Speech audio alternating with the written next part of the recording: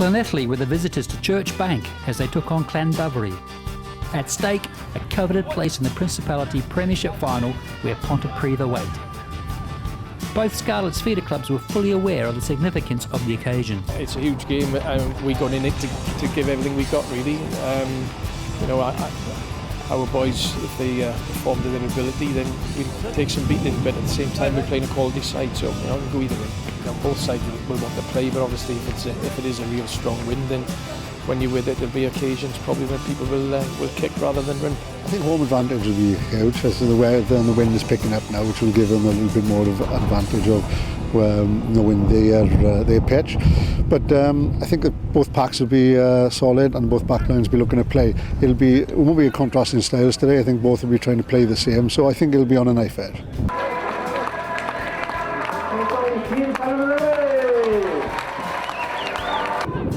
The home side were immediately on the back foot, with Christian Phillips intercepting to score in the first minute. However, James Garland hit back and closed the gap with 2 penalties. Nick Reynolds then scored for Llanelli, before flanker Sean Miles hit back just before the break to leave the game delicately poised. The visitors jumped out to a 22-13 lead before Kieran Murphy ploughed over to leave the game hanging on a knife edge. But Llanelli fly-half Jordan Williams had the final say with a cheeky chip and gather to secure a hard-fought 29-20 win to leave Llandovery beaten but unbowed. Oh, it's a game of inches really. We didn't get off to the best start really, an interception try, but we managed to get back into the game. Very little between two sides. The scrum they had just 5 metres out after late in the game was a crucial part really, when they got out of jail really. But no, good game of rugby, good advert for the Principality Premiership. We just fell short, which is just a bit of disappointment.